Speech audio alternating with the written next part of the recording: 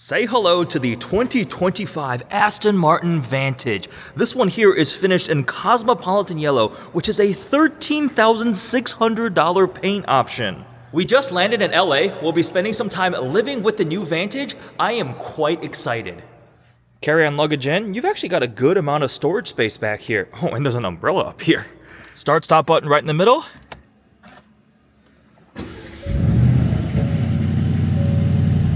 All right, gonna turn on my cooled seat. We have the new Aston infotainment system. I will connect my phone for CarPlay. We got smart climate, cool cabin. Interesting.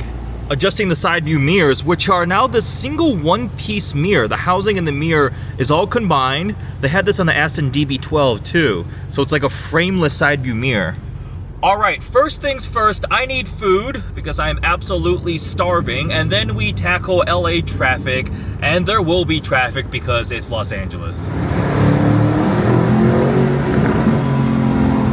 Trying to avoid the worst part of traffic, so we're gonna take PCH, the scenic route. Oftentimes, this ends up just being the safer choice. At least you're moving, not just sitting in complete gridlock. Plus, you got the nice view to enjoy as you're cruising along. Ocean on the left, got mountains, palm trees, not bad. All right, let's see what 656 horsepower it can do. Holy crap! Yeah, okay, Aston Martin has taken the Vantage firmly into supercar territory, deep into supercar territory. This thing is quick. Wow. Went and picked up my good friend Griffin, who is no stranger to high horsepower. What do you think of the new Aston Vantage? Dude, this thing gets after it, and it sounds absolutely incredible. Go, do a little pull right here.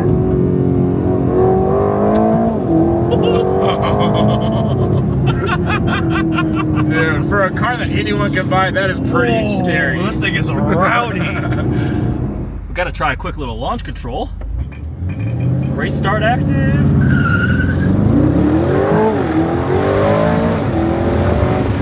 So my friend's driveway is a little bit of a nightmare to get into in a low sports car. So I'm gonna pull up the cameras. You have the overhead view and the 360 rendered view, and you can pan around, and you get this really cool liquid silver model look to the Vantage. That's actually really, really cool. Big fan of that. All right, time to very, very slowly make our way down the driveway. We made it down, no scraping. Consider that a success. I do not believe this one has a front lift. It does have a very expensive and large carbon fiber splitter out front, so wanted to be very careful with that. A couple revs.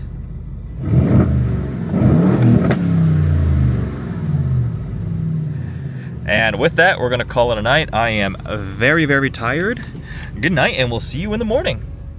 It's a nice, beautiful day, so we're gonna take the Aston up into the mountains, do some filming, get some B-roll, get some nice photos. The paint on this thing in the sun looks so good. Take a look at that. It's certainly a very, very expensive paint option, but it definitely looks nice. Door handles pop out. I like the swan doors. They're not quite as over-the-top, attention-grabbing as butterfly doors or scissor doors, but that subtle upward sweep. It's nice, practical for clearing curbs, because you have a low sports car, right? You don't want the bottom of your door scraping a curb, but also just, it looks pretty cool. It's actually a decently pronounced upward angle. All right, this is going to be a proper cold start.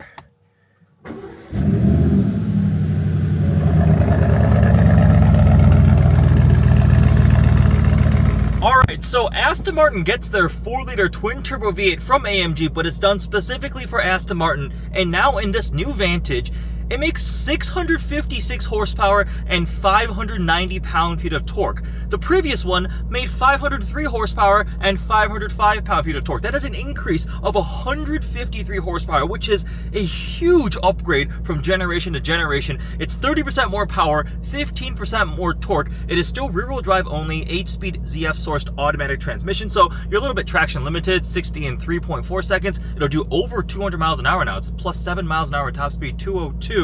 But this thing, I mean, it's a massive power increase, an extra 153 horsepower.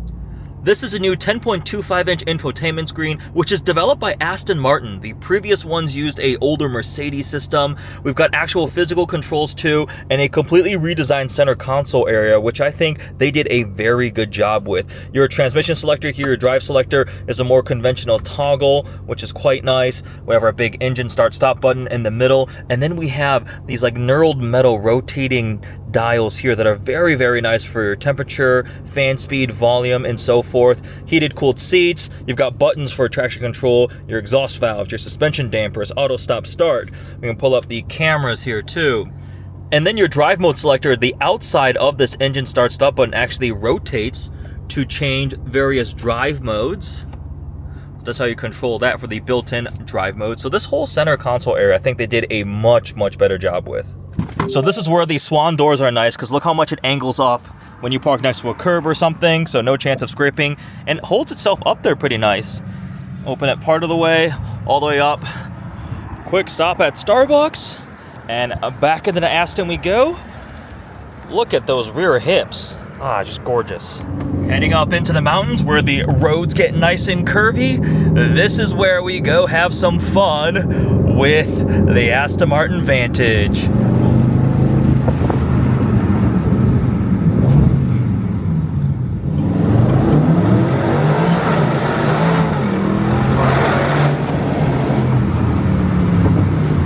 That is rapid.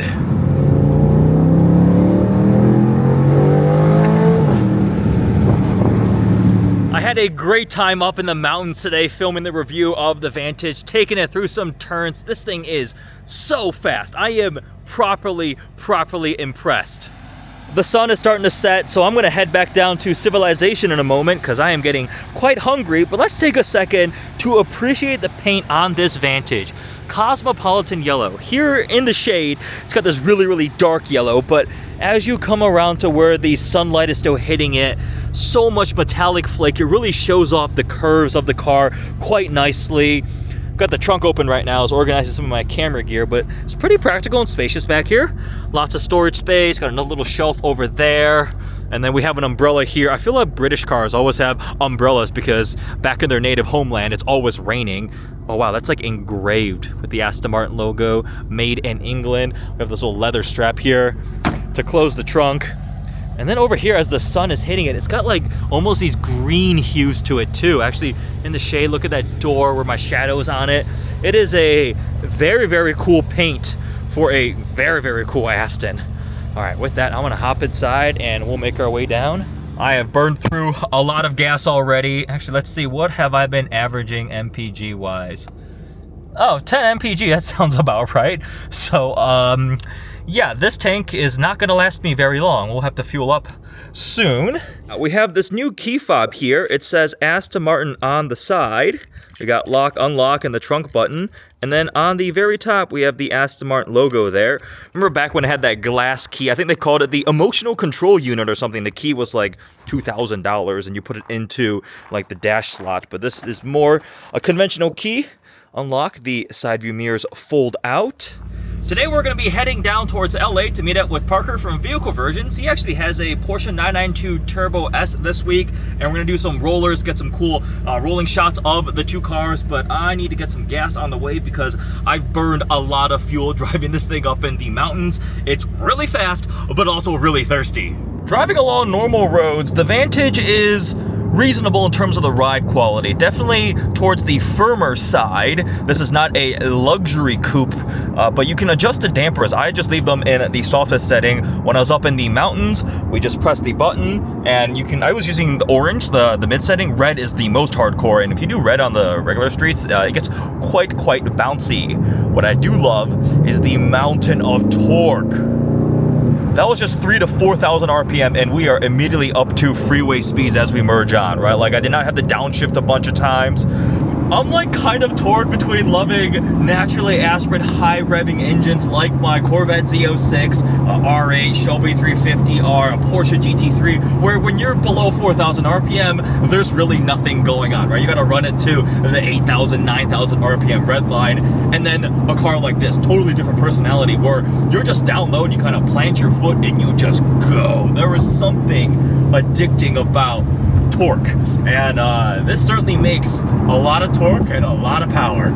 Also, Aston Martin did it for the previous Vantage where they put the V12 in it. So here's the hope that they also do like a super limited special version V12 Vantage in this body, because that would be pretty epic. They'd have to make it like 700-800 horsepower, right? Because this is already so potent. They need to step it up by quite a big margin.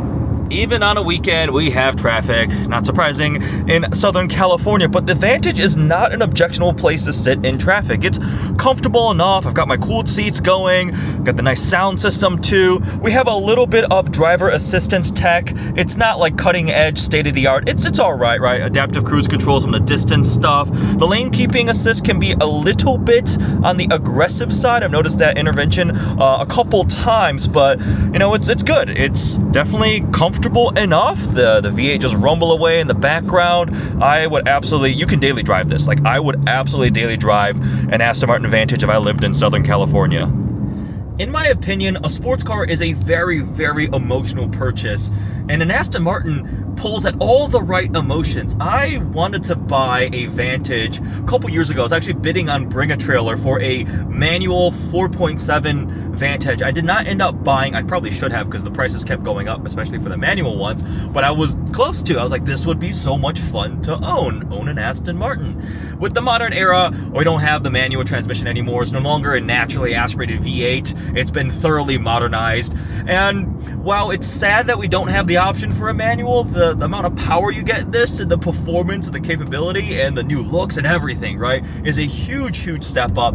That being said, in the previous Vantage, I did drive an AMR, which was the manual transmission equipped. It was a limited run. I did not love it. It didn't seem to pair well with the 4-liter, the personality, so it was not my favorite combination. It was cool that it was rare and they offered it as the AMR version, but I'm happy with the ZF8 speed. It's pretty good in this application, as it is in like every application. It's funny, the cars that get a ZF8, it's like literally everything from a Rolls Royce to an Aston Martin Vantage to, like, I think the Dodge Durango has a ZF sourced 8 speed too. It's just on a lot of different cars. So we do have adaptive cruise control, and to change your following distance, you swipe up and down here on this little touchpad on the steering wheel, but the graphic that displays it is such a tiny little graphic. That green graphic in the corner to change the distance, you see that's going up.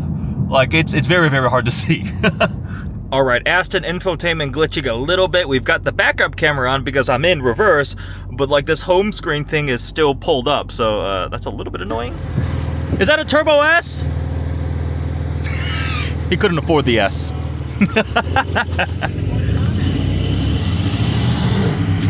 Yeah, Porsche Flat 6 doesn't have the same sound as the Aston V8. So we have auto stop start, and the only time I like auto stop start is when I'm running out of gas, but it can still be kind of annoying, especially when you have a big, loud V8, so you can turn it off here. It unfortunately does not have memory, so every time we start the car up again, auto stop start defaults to on. Although I wonder in Sport Plus mode if auto stop start is get disabled. Probably, hopefully. Time for some very expensive 91 octane. Oh, this is a very steep entrance. My fuel tank is on the right side, so.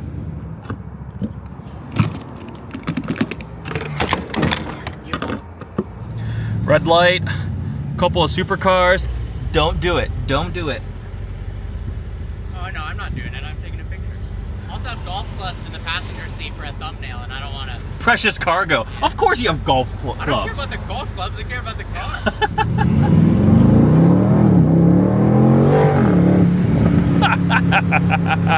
I have a full tank of gas again. I can burn the gallons with impunity. Take a look at these two. They are sort of competitors. Aston says they no longer want to compete with 911s and top-end AMGs. They want to go against Ferraris and McLarens, but people will still cross-shop these, right? Like, I didn't know they said that. They said that. Well, they made this. I mean, as if this is not like upper echelon. It is a little more clinical in comparison, though. Ever since he got behind the wheel of this thing, his attitude has gotten out of control. You don't even have an S. You don't even have the S on this thing, right? Like, Hey, look. you're gonna spend time with this, and you're gonna love it too. No, I'm excited. Because I mean, look at it. It's gorgeous. It's pretty sick. It is pretty And sick. it's probably faster than that. Yeah, it's 656 horsepower now. They give it an extra 153. It is rear-wheel drive, so it's very traction limited at times. But like, look at the Oh, hips. they've got 5 S's on it? Yeah, the PSS5S is like the DB12. Oh, maybe I'll turn this thing on. Yeah, check the footage, see how it looks. We've got the frameless side view mirrors too, which debuted on the DB12. So you see the glass just goes entirely to the edge. It's carbon fiber, and that means this entire thing will adjust when you're changing your side view mirrors. It looks really cool, like the no bezel, no edge, but can you imagine if somebody like accidentally sideswipes you? You have to replace this entire thing, and it's an Aston Martin, so that would be terrifyingly expensive. I'm guessing probably $3,000 for each side view mirror, but it looks really cool. And then we have the side strakes back here. This piece is in carbon, the Aston Martin logo there, and you see like this crease coming along the side. Really looks like 177 inspiration. Here's a fun detail. When you first get in the car, the engine start-stop button is white, but when you put your foot on the brake, it lights up red. There it is, white. Foot on a brake, it lights up red, ready to start up. So a little glitch here with the infotainment screen. We pulled up the overhead camera, but this camera is just dark and I can't see. There we go. I press this button again and now the other camera view is back. Don't you just love the swan doors? It's actually a perfect instance because like this is angled down and then the doors go up so you don't hit the curb. So take a look at how blue the water is. Making our way down PCH. We got the mountains on the left. Heading towards Malibu and the amazing canyon roads. I think I'm gonna go up Yerba Buena, which is a funny name for a road, but it's really tight, curvy, quite a lot of fun. I actually drove the DB12 Volante on that road, so we'll see how the Vantage compares. It's definitely smaller, a little more nimble and sportier. This is the driver's Aston Martin in the lineup. This is such an absolutely phenomenal road, and this is a great car for the curvy canyon roads. You have plenty of low-end torque. The chassis is set up well. It's very stiff, and it just handles the transitions really well. I just had an absolute blast. I'll set up a camera as I go up and down this road, but let's take a moment to also admire the scenery. Just found this nice little outlook here as you're climbing up through the mountains. You have the gorgeous Aston Martin Vantage, and just look at the curvy roads going through the mountains. I love it out here. It is always so much fun to have a cool car like this, a nice sports car, a proper driver's car, and some of the best driving roads you can find. Let's take a quick look at the exterior styling. So we have a new front end here with new lighting, new headlights, with these integrated DRLs, these 6 pieces that match the look of the new DB12, the Vanquish. I really prefer this styling and lighting compared to the previous Vantage, which had the kind of the thinner, skinnier looking lights. It just looks more Aston Martin to me up front. With the much larger front grille, it's 38% larger to provide 29% more airflow, and you can hear it going right now. Those fans are going hard to feed that twin turbo V8, a lot of cooling, and it's all functional too, including the cutouts here along the side of the bumper, which also makes it look really aggressive. All these swoops and creases and so forth, which just is emphasized by this paint, right? It's got like yellow and greenish hues to it, a lot of metallic, but also you can see the shadows here, like right here around the headlight, this crease, how it's in the shadow. It emphasizes the curves of this car, and it looks like a baby Aston Martin 177 to me, which is a good thing because the 177 is just gorgeous. We also have a lot of carbon fiber, the carbon fiber front splitter here, the side skirts, the side view mirrors, that single piece, the roof, and the whole rear diffuser, which I'll show you in a second. And we have the larger 21-inch wheels. There are 275s up front and 325s out back. So a lot of rubber, carbon ceramic brakes, which are quite strong. The side strakes here, that's also carbon fiber. It says Aston Martin, and it's this cool cutout as it goes along the door. So there's like sculpting here, which is really, really sexy. And just the way the hips flare out right here. Huge rear tires. We got 325s back here, and the rear quarter panel is much more aggressive the way this flares out. We have this triangular vent back here, and this whole thing just looks so much more aggressive. The quad exhaust tips, and then it's all carbon fiber, this rear diffuser. So there is a lot of carbon fiber on this car. It's like $18,000 worth of carbon fiber. The quad exhaust tips, got some cool kind of circular venting right there. And I think the taillight is pretty similar. It's the clear taillight lens here on this car. We have the Aston Martin lettering and the logo in the middle. We just take a look at that rear 3/4 angle. Wow, it looks so good. All right, time to have some fun on some curvy canyon roads. I'm gonna go up into Sport Plus, exhaust in their loudest mode, my cooled seats on, and let's go. Something I love about these curvy canyon roads is you don't have to go super fast to have fun. It's more the low speed, super tight turns and feeling how the car is balanced. Sport Plus definitely is much more aggressive in terms of the transmission tuning and so forth. Oh, this thing is just, this is good. This is fun. The favorite car I've ever had up here in the canyons is the Lotus Emira, personally. I just love the way that thing danced up here, lightweight and nimble. If that thing is a scalpel, this is more of a a hammer, right? But it's pretty well balanced. I distinctly remember when I drove the DB12 Volante on this road, I was like, I want the Vantage up here, right? Because it's gonna be smaller, lighter, a little more nimble.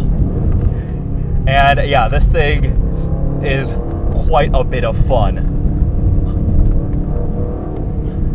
I do feel more communication through my butt, the seat of what's going on with the road, than the steering wheel itself, actually. That aspect is a little more on the numb side. And it's a very thick, girthy steering wheel. That's the one thing I noticed too. Oh, here's some opening. Oh my goodness. Phew. Before I head to dinner, let me give you a quick interior tour of the Vantage and point out some interesting details. So we have this flat bottom steering wheel. It's actually pretty thick and girthy with the fixed paddle shifters here, which feel quite nice. And then we have these touch sensitive little swipey pads on the wheel for controlling the menu in the screen in the middle. We also have this really nice knurled volume knob here that spins, and then a couple controls. You can go forward a track if you're listening to music, but you can't go back. On this side is all the adaptive cruise control, driver assistance things. A cool detail is actually this exposed bolt head right here. I kind of like that with all the carbon fiber, the leather dash here. It actually like waterfall cascades down at a pretty steep angle and you sit deep in the cabin. It's got very high door sills here, but this is all trimmed in leather. We have the Bowers & Wilkins sound system, little tweeters up there, the speaker grills there, and then you can see more speaker grills back here. And there's actually a good amount of like random little storage cubbies. So behind the seats, we have one here in the middle. You see the Aston Martin crest there. That's just a little like nothing here, just a little storage pad. Center console storage is not huge, it's not very deep, but you can like put a couple devices in there, put my wallet in there, and sometimes this camera, cup holders, and then I think they did a very good job here with this center area. We've talked at length about the satisfaction of using these rotating knurled knobs, and then we've got controls for all sorts of different things. This is trimmed in leather, more satin carbon fiber here across this center bridge, and all the way across, and you have the weave meeting right in the middle. And a cool detail is this is hand-stitched leather, so it's actually not perfect. Sometimes you can see slight little imperfections in the stitching, which I think it's cool because it shows that it's not done by a machine. It's actually hand-stitched by like craftsmen, and it makes it feel a little more special. We have the Aston logo there on the headrest. This car is spec'd with the yellow accent stitching, including back here. There's another little storage cubby, and then there's a lot of that yellow stitching in leather. The seats are suede and leather. They're pretty comfortable. They're adjustable here on the inside, so you can change your bolstering, you can change your memory settings and so forth on the inside. And underneath here, we have a little storage cubby. That's a tray for your phone.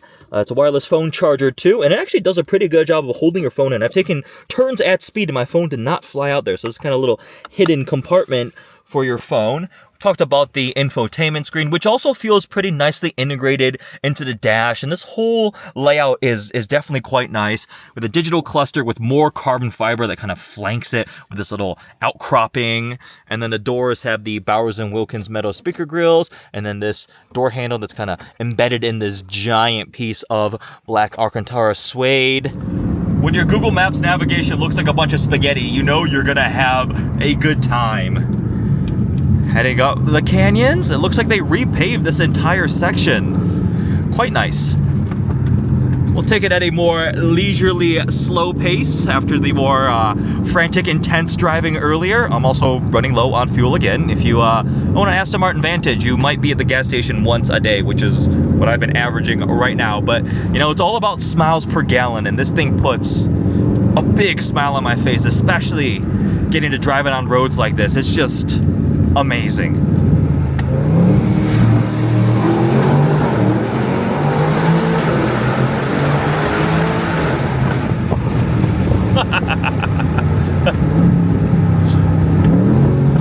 I'm also impressed with how much headroom I have. I'm like 6'2", 6'3", and I've got a good amount of space up here. Whereas in something like a Huracan, I've got like no headroom. My head is brushing the ceiling. I'm leaned all the way back and can barely see out of it. So the Vantage definitely has that going for it if you're taller. And it's just a very nice, spacious, comfortable cabin. Visibility is pretty good, even though you have the really high door sills, but I'm a big fan. I can't decide if I like the Vantage more from the front, the side, the rear, the front 3/4, the rear 3/4. It just doesn't have any bad angles. It looks so good. I'm also a little bit sad because it's my last day with the Vantage. I have to say goodbye and return this car. I always know I really, really like a car when I'm actually genuinely sad to have to return it, because I do have to return this car. It is not mine, unfortunately. In terms of pricing, the Vantage now starts at $191,000, which may sound like a lot for the Vantage, right? The smallest, the baby Aston. But I did an inflation calculator from 2019 when this was $153,000 until today's money, and it hasn't changed in price. So 153 grand in 2019 is 190-ish in today's money. Now this one has a lot of options. This one's option to almost 300 grand. It's like 287,000. I have listed the options at length, and some of them are very expensive, as is with cars in this price point. I personally think this car option of 230 to 250 is a fantastic value. Like, I think it's a really good look at the competitors, right? If you want to target, like they say, McLaren and Ferrari, the McLaren Artura starts at 250-ish. The Ferrari Roma is in that price point. People used to cross-shop these with Maseratis, I think, but Maserati hasn't stepped it up enough as much as Aston did, not anywhere close in terms of performance, power, technology, interior handling, and so forth. And the Maseratis are so pretty expensive, so if you think about it that way, this is a quite good value. As you can tell, I quite like the Aston Martin Vantage. I had a fantastic time with it. It's one of those cars that can do both things. It can be sporty, supercar, track car, canyon car, the sound, the power, the handling, but then it can be kind of elegant. The looks, the classy appeal, right? The perception of it. You could take it to a nice dinner. If Aston Martin asked me to take this on a cross-country road trip tomorrow, I would be so happy. No complaints. I would have a ton of fun. As I've had fun with it this week, I've burned through 2 tanks of gas in 3 days, which means I was having a very, very good time. And we know Aston Martins will depreciate. All these high-end luxury cars typically depreciate, which means if you can order it new, you're gonna have quite a lot of fun speccing it, right? You can do some crazy color combination, this crazy paint, go with the Aston Martin Q customization. If you can't afford it like me, wait 2 years and get a very nice example, and this is gonna be such a good car to own because it's got so much power. It looks so good. They did such a good job with the refresh update. I think this is now my favorite in the new Aston lineup. I'll take this over the DB12, and I think this looks better than the new Vanquish. The Vanquish looks cool. I haven't seen it in person yet, but I really like the way the new Vantage looks from every angle. It is baby 177 to me, and that's high praise because the Aston 177 is gorgeous. With that, we shall conclude our time living with the Aston Martin Vantage. I hope you guys enjoyed this vlog. I certainly enjoyed it. Check out the full review I did. Thanks for watching.